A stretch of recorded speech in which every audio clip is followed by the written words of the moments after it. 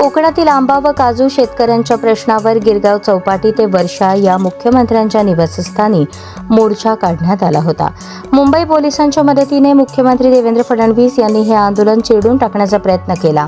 Mumbai police घरगडी असल्यासारखे मुख्यमंत्र्यांच्या आदेशावरून आंदोलकांना प्रचंड त्रास दिला. दादरपासून चर्चगेटपर्यंत येणाऱ्या सर्व स्टेशनवरच आंदोलकांना ताब्यात घेण्यात आले. मुंबईत येणाऱ्या शेतकऱ्यांची आंदोलनाचे ठिकाण बदलले असल्याचे सांगून दिशाभूल केली. गिरगाव चौपाटीवर येणाऱ्या प्रत्येक शेतकऱ्यांना पोलिसांनी ताब्यात घेऊन आझाद मैदानात घेऊन गेले आणि त्या ठिकाणी डांबून ठेवण्यात आले. दुपारी 3 वाजता गिरगाव चौपाटी येथून हा मोर्चा निघणार होता. दरम्यान पोलिसांनी शिवालय या शिवसेना उद्धव बाळासाहेब ठाकरे कार्यालयामध्ये घुसून आंदोलक व नेत्यांना ताब्यात घेतले. पोलिसांना आदेश देण्यात आला होता की काहीही करा पण आंदोलन मोडून काढा. पोलीस आंदोलकांवर जनरल डायर सारख्या कारवाया करत होते. शेतकऱ्यांचा असा आवाज दाबण्याचा हा प्रकार अत्यंत धक्कादायक होता. मुंबई शहरातील जवळपास 15हून अधिक पोलीस ठाण्यात हजारो आंदोलकांना अटक करण्यात आली.